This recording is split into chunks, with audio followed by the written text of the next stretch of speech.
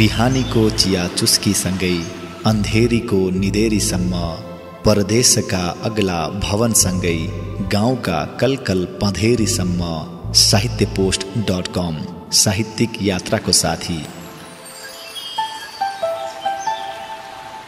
नमस्कार, अब सुन्दै हुनुहुन्छ कथा पहिलो गएको लोग्ने। लेख्नुभएको छ गीताश्री शर्माज्यूले। ठुला ठुला अक्षरमा लेखिएको छ गोमा फाउन्डेसन। ठिक तलपट्टि हाइलाइट गरेको अक्षरमा लेखिएको छ घरेलु हिंसा, हत्या, मानसिक तनाव, यौन उत्पीडन, विधवा सहायता केन्द्र, केटा अनि केटीको पुनर्विवाह, महिला शोषण, बेवारिसे शिशु संरक्षण, समाजबाट बहिष्कृत महिला अनि पुरुषहरूको आस्था र भरोसाको सहायता केन्द्र, धानबारी, गेजिङ जिल्ला।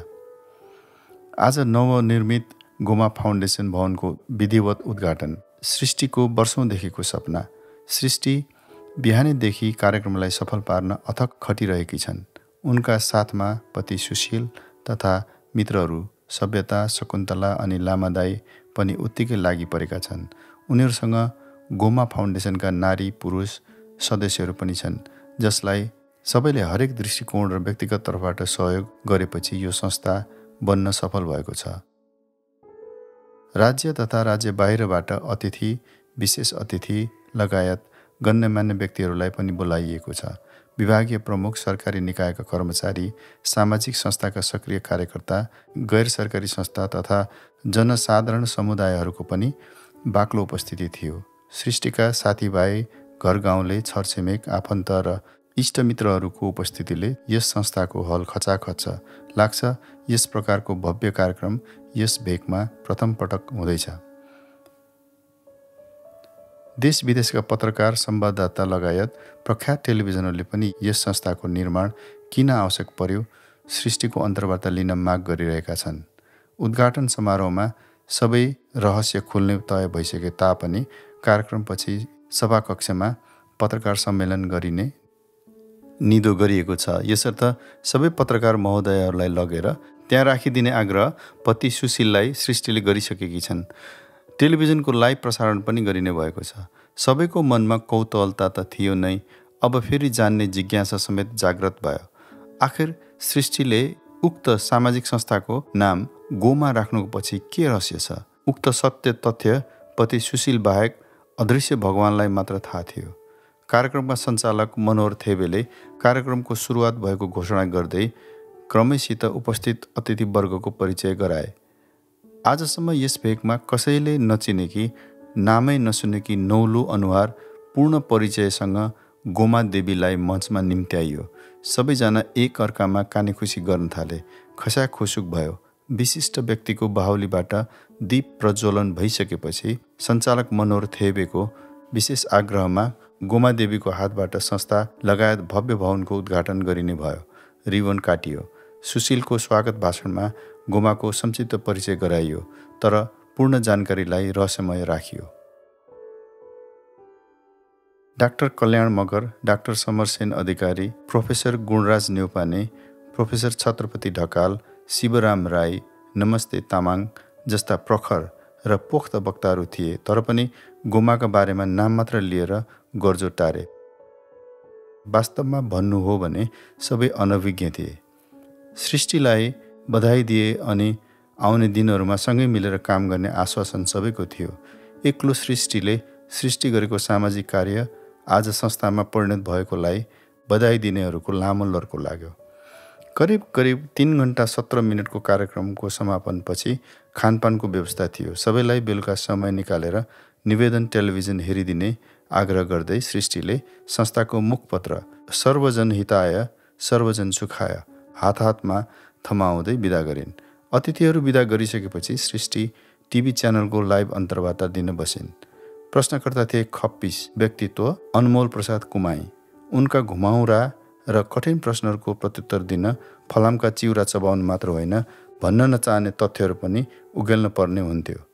अनमोल प्रसादले भूमिका बाँधिसकेपछि पहिलो प्रश्न राखे। सृष्टिजी माफ गर्नुहोला, हामीसित समयको अभाव छ, यसर्थ सर्वप्रथम नै आजको मुख्य आकर्षणतर्फ जाउँ है। यस संस्थाको नाम गोमा किन राखियो? सृष्टिले दिनभरिको थकान नै मेटाए जस्तो गरेर लामो सास फेरिन्। आधा निधार छोपिएको सुकोमल केशराशिलाई हातका औँलाले मिलाएर कानको पछाडि लगेर राखिन्। उनको मुहार उज्यालियो। हेर्नुहोस् महोदय, मलाई वास्तविक कुरा भन्न कुनै असजिलो हुने छैन। सत्य डग्दैन, झुटो तक्दैन भनिन्छ नि। सृष्टिले वास्तविकता भन्दै गइन्। अनमोलले सिधा प्रसारणमा कुनै रोकावट नहोस् भनेर बीचबीचमा आँसु चुहाउने मार्मिक कुरालाई पनि रोमान्टिक ढङ्गले श्रोताहरूको ध्यान आफूतिर आकर्षित पारिरहेका थिए। सृष्टिको छेउमा कालो सुट, कालै चस्मा लगाएर बसेका सुशील भने हिन्दी फिल्मको कथा जस्तो फर्किएर त्यो पुरानो दिनको सम्झनामा पुगे। सृष्टि जुन समय साथी स्मारिकाको घर र नानीहरूको रेखदेखपछि घर फर्किएर आएकी थिइन्। सृष्टिको मुहारमा हाँसो थिएन, खुसी हराएको थियो। फुङ्ग हराएको थियो यौवन, गम्भीर देखिन्थिन्। सुशीलले सृष्टिका हरेक हावभाव निहालिरहेका थिए। उनी हरपल सृष्टिको निन्याउरो मुहार र मौनतालाई बुझ्ने प्रयास गर्थे। आखिर के कुराले सृष्टिलाई पिरोलेको छ? ऊ आफैलाई प्रश्न गरेर आफैमा उत्तर खोज्ने गर्थे। सृष्टि र सारिका बाल सखी, उमेरमा फरक थिएन, मास्टरसम्म सँगै पढेका। कतिपय पारिवारिक समस्याका कारण सारिकाको भन्दा सृष्टिको छिटो बिहे भएको थियो। उनका छोरा र छोरी निकै ठुला ठुला भइसकेका हुँदा छात्रावासमा बसेर पढ्दै थिए। बसाइ निकै टाढा अनि पारिवारिक जीवन र आफ्नो घरेलु जीवनमा व्यस्त भए पनि सृष्टि र सारिकाको मित्रता घनिष्ठ र बलियो थियो। विश्वास कम भएको थिएन, बरु पहिलेभन्दा झाङ्गिएको थियो। दुवैमाझ फोन वार्ता भइरहन्थ्यो। एक दिन बिहानै सारिकाले फोन गरेर सृष्टिलाई भनिन्, दुष्यन्तलाई मृगौलाको या किन्नीको समस्या परेको छ। उपचारको क्रममा डाक्टरले दिल्ली लानुपर्ने सल्लाह दिएका छन्। स्मारिकाका नानीहरू सृष्टिका भन्दा निकै साना थिए। कहाँ र कसलाई छोडेर पतिको उपचारमा जाने? सारिकाले साथी सृष्टिलाई सुनाइन्।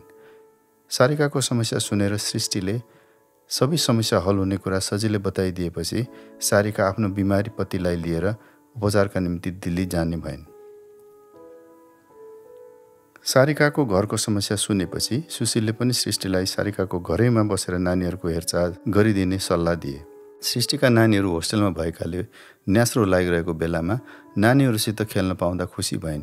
दुष्यन्तलाई दिल्लीको गङ्गाराम अस्पतालमा भर्ना गरिराखेर सुशील फर्किए। सारिका दुष्यन्तको उपचार सकेर घर फर्किएपछि पनि करिब 45 दिनको अन्तरालपछि मात्र सृष्टि घर आएकी थिइन्। सुशील आफ्नो कार्यालयको काममा निकै व्यस्त हुन्थे अनि कहिलेकाहीँ गाउँघरमा मराउ पराउ, बिहा बटुलो, पूजा आजामा जानु पर्थ्यो। सधैँ व्यस्त रहेकोले सृष्टिलाई खासै समय दिन सकिरहेका थिएनन्। समय बित्दै गयो। धेरै दिनदेखि सृष्टिले नानीहरू भेट्न जाने इच्छा गरेको सुशीलले बुझे। नानीहरूको मनपर्ने खाना बनाएर हटकेसमा राखेर आइतबार बिहानै नानीहरूको छात्रावासतिर लागे दुवैजना। सुशीलले गाडी आफै चलाइरहेका थिए। नेपाली गीतको सुमधुर आवाज आइरहेको थियो। अचानक गीतको भोल्युम सानो गरेर सुशीलले सृष्टिलाई भने, सृष्टि, तिमी सारिकाको घरबाट आएपछि मैले तिमीलाई खासै समय दिन पनि सकिरहेको छैन। यसै कारण हुनसक्छ तिमीलाई मनमा पिर परेको छ। आजकल तिमी कम बोल्छौ। के दुष्यन्त अझै ठिक भएनन् या अरू के समस्या थपियो? नत्र किन तिमी आजकल टोलाइरहन्छौ? सुशीलको प्रश्नले सृष्टि झसङ्ग भइन्। आफूलाई सम्हाल्दै भनिन्, मलाई के हुन्छ र? केही पनि भएको छैन। नानीहरू नभेटेको पनि 2 महिना हुन लाग्यो। आज भेट हुँदैछ, यसैको खुसीले हो। सुशीललाई विश्वास लागेन। होइन सृष्टि, पहिला पनि यसरी 3-4 महिनासम्म भेट्न हुँदा पनि उदास भएको पटक्कै देखेको थिइनँ। तिमीसँग एउटै ओछ्यान सिरानी ओगटेको यतिका वर्ष भयो। मनोविज्ञान नपढे पनि म अलिअलि तिम्रो अनुहार पढ्न सक्छु नि। सुशीलले एकै वाक्यमा आफ्ना कुरा सके। आजभोलि सारिकाको घरमा बसेकी गोमा दिदीलाई म धेरै सम्झिन्छु सुशील। रात दिन उनको सम्झना आइरहन्छ। कति कष्ट भोग्नुपर्छ नारीले। यस धरामा नारीले मात्र किन पीर बोक्नुपर्ने? के नानीहरू नारीका मात्र सृष्टि हुन् त? जन्म दिएपछि लालन पालनमा बाबाको जिम्मेवारी हुँदैन र सुशील? सृष्टिले आफ्ना मनमा उकुसमुकुस भएर उम्लिरहेका शब्दबाण सुशील समक्ष पोखिन्। सुशील कान दरिलो पारेर सुनिरहेका थिए। अचानक वाक्य फुट्यो, सबै पुरुष बराबर हुँदैनन् सृष्टि। सोचाइ आफ्नो हो। एउटाले गल्ती गर्यो भन्दैमा सबैलाई मुस्नु पनि त भएन नि। यो संसारमा कयौँ गल्ती पुरुषहरूले गरेका छन् भने कति भुलहरू नारीका पनि छन्। तिमी नारी हौ, यसै कारण नारीका पीडासँग छिटो परिचित हुन चाहन्छौ। तर सँगसँगै पुरुषहरू पनि कति पीडित छन्, के त्यसको हिसाब किताब तिमीले राखेकी छौ? पुरुषहरू आफ्नो वेदनालाई मनमा दबाएर राख्छन्, बिलाउन गाउँदैनन्, फरक यति मात्र हो। सृष्टि मौन रहेर सुशीलका कुरा सोस्तानी कथा सुनेसरी सुनिरहेन्। ल अब भन त, के भएछ तिम्री गोमा दिदीलाई? सुशीलले सोधे। गोमा दिदी भर्खर 40 वसन्त पार गरेकी होलिन्। सिउँदोमा रातो सिन्दुर, निधारमा ठुलो रातो टिका, गलामा हरियो पोते, हातभरि छमछम बज्ने चुरा लाएर हिँड्ने नारी पूर्ण पतिभक्त सम्झन्थे म। छन् पनि उस्तै, हँसिलो मिजाज, सुमधुर बोली अनि उनले सारिकाको घरलाई आफ्नै घर ठानेर गरेको स्याहार सुसार, नानीहरूलाई गरेको माया व्यवहारबाट लाग्छ घरभन्दा परकी सदस्य हुँदै होइनन्। मैले पनि निकै दिन पछि मात्र थाहा पाएँ गोमा त त्यस घरमा कामदार रहेछिन्। सुशील गाडी चलाउँदै सृष्टिका कुरा मग्न भएर सुनिरहेका थिए। मलाई लाग्यो उनका श्रीमान या त वैदेशिक रोजगारीमा कतै बाहिर छन् या कुनै टाढा काम गर्न गएका छन्। फेरि यदाकदा सोच्ने गर्थेँ, यदि गोमा दिदीका पति कतै गएर काम गर्दथे भने दिदीलाई अर्काको घरमा बसेर यसरी काम गर्ने जरुरत नै के पर्थ्यो र? कुरै कुरामा मैले एक दिन अनायासै सोधेँ, दिदी तपाईँका श्रीमान कतै बाहिर जानुभएको छ? गोमा दिदी उताउली भएर खित्का छोड्दै हाँस्न थालिन्। मलाई अप्ठ्यारो लाग्यो। कतै मेरो प्रश्न गर्ने तरिका गलत त भएन? फेरि एकै क्षणमा तिरस्कारपूर्ण हाँसोलाई दबाउँदै कोसिस गर्दै भनिन्, खै कता छन् कता? उनी हाँसोमा दर्द थियो, अट्टहास देखिन्थ्यो, माया झल्कन्थ्यो। खै के भन्ने बहिनी, पहिले गएको पतिलाई? गोमाको अनुहारमा जताततै दुःख र दर्द देखिए तापनि उनले छोप्ने भरमग्दुर प्रचेष्टा गरिरहेकी थिइन्। मेरो मनमा धेरै खुल्दुली भयो। जब म एउटा कुरा सोध्छु उनले 3वटा जवाफ दिन्थिन्। उनको मनमा भएको गहिरो वेदनाको कुवा भरिएर निकासी खोज्दै हुन्थ्यो। कहिले निकासी पाएर बाहिर निस्कन्थे, पोखिन्थे र छरिन्थे। कति दिन यसरी सस्पेन्समा बस्ने? बरु गोमा दिदीका मनबाट बाढ नै किन नफुटोस्? आज सत्यता निकालेर छाड्ने अठोर गरेर मैले फेरि प्रश्न गरेँ, अनि तपाईँ यतै किन बस्नुहुन्न त दिदी? के गर्नु बहिनी, चोरको रगरगी छ, आँखा झिमिक्क गर्नुहुन्न। घरमा मलाई देखेनन् भने मेरा आफन्त शाखा सन्तान मात्र कहाँ हो? वरपर छरछिमेकका पनि आँखा तन्किन्छन्। कहाँ गई, कोसँग गई, कोसँग थिए, किन र कता बसेर आई भनेर खोज्ने र सोध्ने गल्ली गल्लीमा तैनात देखिन्छन्। मलाई यस्ता प्रश्न गर्ने मौका दिन मन पर्दैन। मैले दिदीलाई सान्त्वना दिने चेष्टा गरेँ। के गर्नु दिदी, हाम्रो समाज अन्धविश्वास र पितृसत्तात्मक छ। यो दलदलबाट निस्कन तपाईँ हामीले मात्र होइन, आधुनिक पिँढीका युवा समाजले एउटा आन्दोलनले ल्याउनु पर्छ कि के भन्नुहुन्छ दिदी? सुशील सृष्टिका कुराले निकै आकर्षित मात्र होइन, प्रभावित देखिन्थे। बिहे भएको यतिका वर्षसम्म पनि उनले सृष्टि यतिको बोल्छिन्, सामाजिक सेवाको भावना राख्छिन् भन्ने सोचेका थिएनन्। सृष्टिले सुशीललाई पुलुक्क हेरिन्।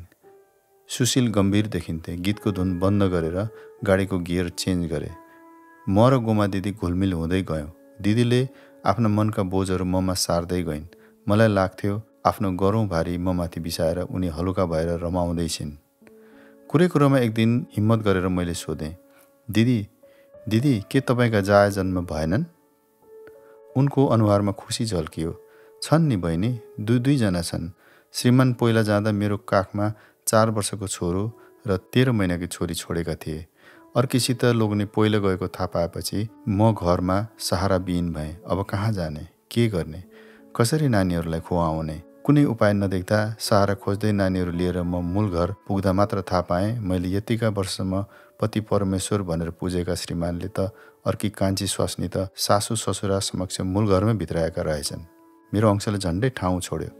धनाढ्य परिवारकी नयाँ बुहारीको अगाडि मेरो कुनै जोर चलेन। मलाई सासू ससुराले घरको सङ्घार टेक्नै दिएनन्। अलच्छिनी कुलङ्गार घरमा पस्दै नपस् भनेर गलहत्याएर बाहिर निकाले। आफ्ना नाति नातिनीलाई समेत उपनाम दिए। मुखसम्म नहेरी घर छोडेर जाइजा भनेपछि बत्ती बाल्ने बेलामा निस्किएर म धर्मशालामा गएर भोकै रात बिताएपछि भोलिपल्ट बिहानदेखि एउटा बच्चा काखमा र अर्को साथमा लिएर म घाँस र बाँसको खोजीमा अर्काको घर घर घुमेँ। कतै बास पाउन सकिनँ। कहीँ कहीँ मानवता पनि बाँचेको हुन्छ। एउटा दोकानमा पुगेर नाकमा लगाएको फुली बेचेर नानीहरूलाई खुवाउँदै 4 दिनको पैदल यात्रापछि बल्ल आफूले जन्म लिएर बाल्यकाल बिताएको माइत घर पुगे। आमा बाबा सिधा सादा अनपढ, घरको राखनधरन बुहारीका हातमा पुगिसकेको रहेछ। तर पनि मेरो कतै जाने ठाउँ थिएन। बुहारी रिजाएर बसेँ। सृष्टिका आँखाबाट अजस्र अश्रुजल बगिरहेका थिए। गाडी नाक ठोकिने उकालो कुदिरहेको थियो। सुशीलले पानीको बोतल खोलेर ठाडो घाँटी लगाएर घटघट पारेर सृष्टिलाई दिए। सृष्टिले पानी खाइसकेपछि पुनः कथा सुरु गरिन्।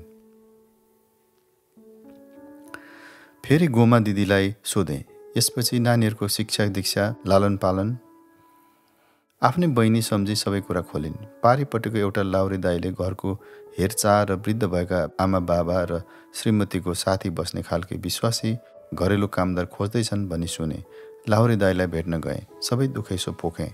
मेरा कुरा सुनेपछि नानीहरूको पढाइ लेखाइ लालन पालन लाउरे दाईले जिम्मा लिइदिने भए। म भोलिपल्ट नानीहरूसित लाउरे दाईको घर गएँ। केही दिनमै नानीहरू पनि आपसमा मिलेर स्कुल जाने भए। लाउरे दाईको पनि छुट्टी सकिएछ। पल्टन फर्किने दिन मलाई गर्नुपर्ने सबै कामको जिम्मा लगाएर पल्टन हिँडे। लाउरेनी दिदी पनि ठुली मनकी हुनुहुँदो रहेछ। सबै कुरा सेयर गर्ने खालकी। मलाई साथी पाएर खुसी भइन्। नानीहरू पनि सबै खुसी देखिन्थे। खुब मिलेर खेल्थे। हामीले पनि कुनै कुरामा कमी हुन दिएनौँ। समय समयमा खर्च लाउरे दाईले नै पठाइदिन्थे। एकजना मेरो ठुलो नानी पनि लाउरे दाईकै नानीहरूसँग स्कुल जान्थ्यो। 3 वर्ष बितेको थाहै भएन। लाउरे दाई फेरि 2.5 महिनाको छुट्टी लिएर आएको समयमा सानो छोरीलाई पनि त्यही अङ्ग्रेजी स्कुलमा दाखिला गरिदिए। मलाई लाग्यो भगवान खोज्न कतै जान पर्दैन रहेछ। यही पृथ्वीमै मानवरूपी रूप धारण गरेर बसेका रहेछन्। गोमा दिदी आफ्नो कथा कमा नबिराई भनिरहेकी थिइन्। मैले मेरो सोचाइ अर्कातर्फ लगेँ। आखिर गोमा दिदीले पारपाचुके किन गरेनन्? नानीहरूको हक र अधिकार खोजिनन् किन? आखिर अंशबन्डा त पाउँथेन् बराबरी। चाहेको भए पुलिस केस पनि त गर्न सक्ने थिइन्। मलाई आफू पढेकी छु भनेर खुब घमण्ड थियो। तर अनपढ गोमा दिदीको परिपक्वता, अनुभव, व्यवहार र शालीनताका अघि फिका लाग्यो। तर पनि एक दिन मैले मौका पारेर सोधेँ, दिदी तपाईँले डिभोर्स किन गर्नु भएन? उनले हाँसेर भनिन्, 6-7 वर्ष एउटै सिरानी लगाएर सुतेको लोग्नेले धनी देखेर मलाई छोडेर अर्कीसित पहिला गयो भने म जस्तै अनपढ, निर्धन, दुखियाको केस कुन वकिलले लड्छ बहिनी? मेरोमा वकिललाई बगाउने पैसा कहाँबाट आउँछ र? फेरि भएन त्यो पहिला गएको लोग्नेले वकिललाई मात्र होइन जजलाई नै पैसाले पुरेर केस उसको पक्षमा पार्ने नै हो। बल्ल बल्ल देउता जस्ता आफ्नै दाई अभिभावक लाउरे भेटेकी छु। नानीहरू पढाएर खुब रानी जस्ती भएर बसेकी छु भनेर कुनै झमेलातिर लागिन। पछि पो थाहा पाएँ लाउरे दाईले नै त्यो मेरो पहिला गएको लोग्नेलाई हावाकावा पारेछन्। केस गर्ने धम्की दिएछन् पुलिस लगाउने। भएन भने सोसल जस्टिसबाट न्याय दिलाउने कुरा गरेपछि नानीहरूको खर्च मेरो ब्याङ्क एकाउन्टमा पस्न थालेछ। नानीहरूको खर्च लाउरे दाईले उठाइदिएकै थियो।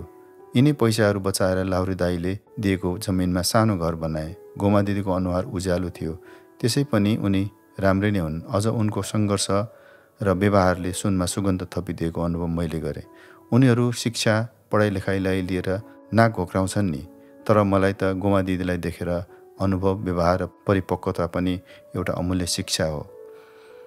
अनि फेरि अथकित सिलसिला मिलाउँदै नानीहरूका विषयमा प्रसङ्ग उठाएँ। काम गर्छु आमालाई पालो दिन्छु भन्दै थिइन् छोरीले। दाजु चाहिँले मानेन। अब नर्सिङ गर, खर्चको चिन्ता छैन भन्दै आफू अमेरिका गयो। लाउरे दाईले नै सबै व्यवस्था मिलाइदिएको रहेछ। राम्रो कामको फल पनि राम्रो पाइन्छ। गोमा दिदीको निस्वार्थ सेवा र निष्कलङ्कित मनको प्रतिफल हुन् छोरा र छोरी। धन र स्वार्थमा डुबेर पहिलो गएको लोग्नेलाई पनि कुनै दबाब र दुःख नदिई गोमा दिदीले गरेको सङ्घर्ष मानिसहरूका निम्ति उदाहरण हो। सुन्दर सुनका बाला र हातमा सुनको औँठी लगाएको देखेर गोमा दिदीलाई चिडाउन मैले सोधेँ, छोराले अमेरिकाबाट पठाएको होला नि यो गहना? होइन बहिनी, म लाउरे दाईको घरमा बसेर नै त्यो वृद्ध बाबा आमाको सेवा गरेँ भनेर लाउरे दाईले मलायाबाट पुरस्कार स्वरूप ल्याइदिनु भएछ। मैले त पर्दैन भनेको थिएँ, तर दाईले मान्नु भएन। भर्खरै बित्नुभएका आमा बाबाको आत्माको शान्तिको लागि पनि तिमीले स्वीकार गर्नुपर्छ भन्नुभयो। मैले बोल्नै पाइनँ। उहाँहरू पनि सहर पस्नुभयो। गोमा दिदीका आँखाबाट झरेका आँसुले अझ पनि हृष्टपुष्ट रहेको छाती भिजिसकेको थियो। उनी अझ पनि धेरै कुराहरू भन्ने तर्खरमा थिइन्। तर मनमनै कल्पना गर्न लागे, मेरो हातमा युनिभर्सिटीको सर्टिफिकेट थियो भने दिदीको साथमा अनुभवको आजन्म नहराउने प्रमाणपत्र, गोमा दिदीको छेउमा मेरो शिक्षा फिका लाग्न थाल्यो। सम्पत्ति, सुन्दरता र यौवनको मोहमा फँसेर श्रीमान कान्छीसित पहिला गएपछि असहाय बनेकी नारी होलिन् गोमा। तर मेरा नजरमा उनी मौन योद्धा हुन्, मानव समाजकी उदाहरणीय पात्रा। हाम्रो समाजले आजसम्म सच्याउन नसकेको इतिहासलाई नयाँ इतिहास बनाउन सक्ने हाम्रो समाजकी वीरङ्गना हुन् गोमा दिदी। हामी सम्झन्थ्यौँ हामीले धेरै पढेर हाम्रो समाजको निम्ति धेरै काम गऱ्यौँ, नाम कमायौँ भनेर। तर जुन दिन मैले गोमा दिदीलाई भित्रबाट छर्लङ्ग बुझ्न सकेँ, उसै दिनदेखि मेरो सोचाइ फिका भएको छ। गोमा दिदीबाट हाम्रो समाजले धेरै शिक्षा लिनेछ अनि आफ्नो अधिकार र हकका निम्ति हाम्रा नारीहरू दबिएर होइन, दाजिएर निस्कनेछन्। तिमीसँग म छु सृष्टि, तिमी मसित। हामी एक अर्काका पूरक हौँ। गाडी छात्रावासको गेटमा पुगेर रोकिन्छ, सुशील झस्किन्छन्। गोमा दिदीको प्रेरणादायी गाथा हो यो संस्था। पत्रकार, संवाददाता, जीवनी लेखकहरूले प्रेरणा, प्रोत्साहन र जागरुकमूलक लेखन कला समाजलाई दिउन्। तपाईहरूले दिनुभएको उद्देश्यमा सफलता मिलोस्, शुभकामना। संवाददाताहरू क्यामेरा बन्द गर्दै थिए। सुशील भोलिको उज्यालो छात्रावास बाहिर पर्खिरहेका थिए। गान्तोक, सिक्किम। धन्यवाद। अहिले सुन्दै हुनुहुन्थ्यो गीता श्री शर्माले लेख्नुभएको कथा पोइलो गएको लोग्ने।